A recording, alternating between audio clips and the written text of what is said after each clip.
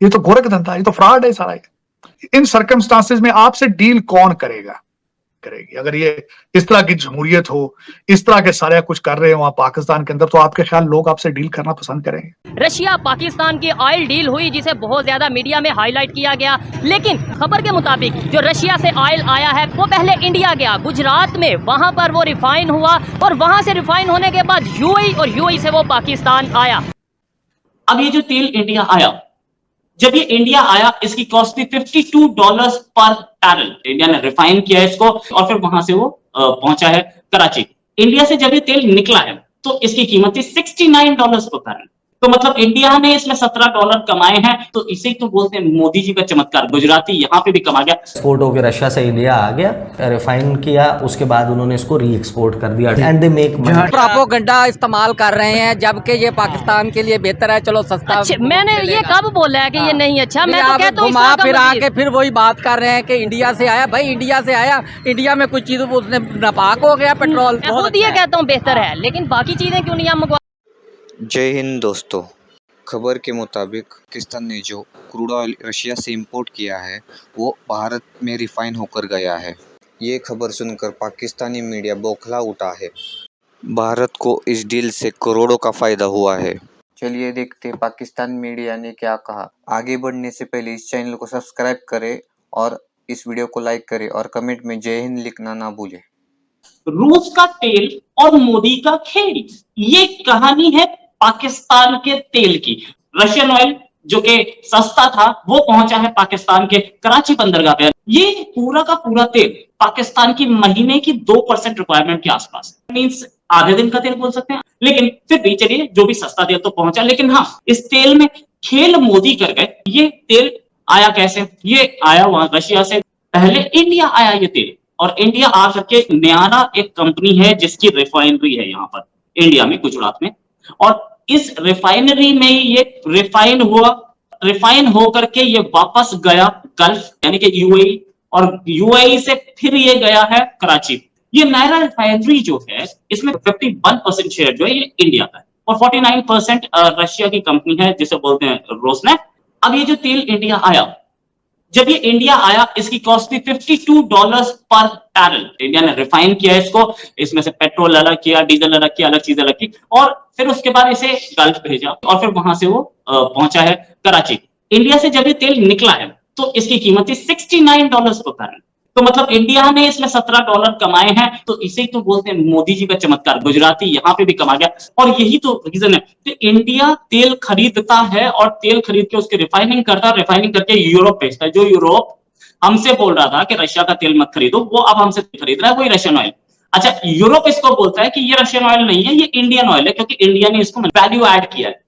यही चीज अगर पाकिस्तान के हिसाब से बोली जाए तो कश्मीरियों को धोखा देके इन्होंने ये तेल हमसे खरीद दिया, क्योंकि ये तो इंडियन ऑयल है ना। अगर यूरोपियन स्टैंडर्ड से चले तो जो ये बिलावल भुट्टो बोल रहे थे कि 370 जब तक दोबारा नहीं लगेगी तब तक हम बात नहीं कर सकते। अच्छा, ये रिफाइनिंग, इस तेल की रिफाइनिंग की कैपेसिटी पाकिस्तान के पास नहीं थी, ये बात सबको पता थी।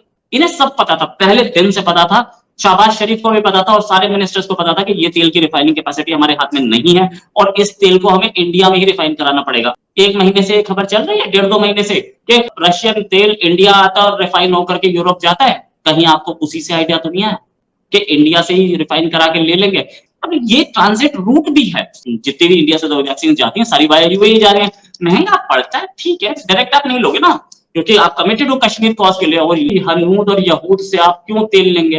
लेकिन हाँ, अगर उसके ऊपर यूएई का टैग लग जाए तो आप ले लेते हैं। जैसे कुछ लोग होते हैं जो कि बोलते हैं कि मैं नॉनवेज नहीं खाता हूँ, लेकिन वो चिकन जिसके ऊपर बेसन चढ़ा हो और तला हुआ वो खा लेता हूँ। और शहबाज शरीफ ने ये अपने लोगों को अब तक नहीं बताया कि ये तेल रिफाइन कहाँ हुआ है और इसमें $17 कहाँ गए।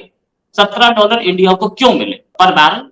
$17, ठीक है, इंडिया की कमाई है। और प्राइम मिनिस्टर मोदी ने साफ बताया था कि मैं पाकिस्तान को उस लेवल पे ले जाऊंगा जहां पर ये कटोरा लेके भीख मांगेंगे। रशिया पाकिस्तान की ऑयल डील हुई जिसे बहुत ज्यादा मीडिया में हाईलाइट किया गया कि आखिरकार हम रशियन ऑयल लेने में कामयाब हुए, लेकिन वो ऑयल की पहली कंसाइनमेंट पाकिस्तान आई कैसे, इसके ऊपर बात को छुपा दिया गया। खबर के मुताबिक जो रशिया से ऑयल आया है वो पहले इंडिया गया, गुजरात में, वहां पर वो रिफाइन हुआ और वहां से रिफाइन होने के बाद यूएई और यूएई से वो पाकिस्तान आया। कि अगर गुजरात में वो रिफाइन हुआ है तो क्या वो डायरेक्ट इंडिया से पाकिस्तान नहीं आ सकता था? हमें यूएई लेकर जाने की और वहां से पाकिस्तान लेकर आने की क्या जरूरत थी? क्या वो पहले मुसलमान होने गया था? अल्लाह अल्लाह करके बहुत टाइम बाद आखिरकार पाकिस्तान में 45,000 टन ऑयल आ गया। मुझे ये बताएं, ये रिफाइन कहाँ से हुआ आपके ख्याल में?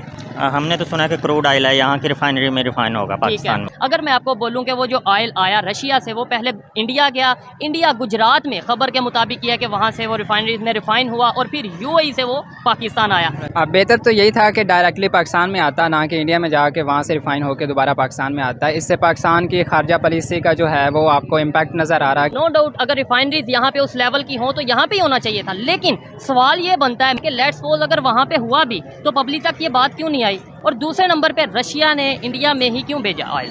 अब इसके पीछे जो है आपकी लीडरशिप नज़र आती है कि वो कितनी जो है वो आवाम को किस हवाले से आगाह रखती है अपने जितने भी इनिशिएटिव्स हैं। मतलब वो इस तरह से भी नहीं कह सकते कि अगर हम इंडिया का नाम लेंगे तो हमारी जो है ना वो परफॉर्मेंस या वो एक तरह से जो है ना डिग्रेड नजर आए। एग्जैक्टली। ठीक है, अब हमें क्या ज़रूरत पड़ी कि भाई हम एक बार रशिया से आए इंडिया में से जाके यूएई से जाके फिर पाकिस्तान में आए, यानी उस पे जो आपका फ्रेट कॉस्ट है उसको देखें वो तो डबल हो गई। डबल हो। मैं भी ये कहता हूँ कि नो डाउट बिजनेस होना चाहिए, पब्लिक को सहूलत मिलनी चाहिए, चाहे जिस कॉस्ट में भी मिले पब्लिक को सहूलत मिलनी चाहिए। सवाल ये नहीं उठता इंडिया से क्यों आया, सवाल ये उठता है कि अगर ऑयल रिफाइन हो के यूएई से पाकिस्तान आ सकता है तो सब्जियां क्यों नहीं आ सकती और डायरेक्ट क्यों नहीं आ सकती? हाँ बिल्कुल, काफ़ी हद तक इल्म भी है, मेरा एक दोस्त भी है वो भी यही काम करते हैं कि इंडिया से चीज़ लेते हैं, कोई भी उठाते हैं मैन्युफैक्चरर, जो लेट्स से आप मेडिसिन्स की कर लें, आप पेट्रोकेमिकल्स की कर लें, वो यहाँ से जाता है यूएई, दुबई जाता है, वहाँ से वो उसकी रैपिंग चेंज होके दुबई वगैरह का लोगो लगता है और फिर पाकिस्तान, क्योंकि हमारे बैरियर्स हैं। नहीं तो क्या वो दुबई या यूएई स्टेट्स में जाते हैं, मुसलमान होके वापस आते हैं? जैसे टमाटर सुना था ईरान से पहले उधर जाते हैं फिर यहाँ आते हैं। क्या इसमें मतलब देखने में ये बात अजीब है, लेकिन इसमें वजह क्या नज़र आती है? थोड़ा सा इसी डिबेट से आगे बढ़ें तो हमें इस चीज़ का इदराक होना भी चाहिए और हमें ये चीज़ भी तस्लीम कर लेनी चाहिए कि भाई जो रियासतें या जो स्टेट्स कैपेबिलिटी रखती हैं उनके साथ हमें डायरेक्ट रिलेशनशिप में जाना चाहिए।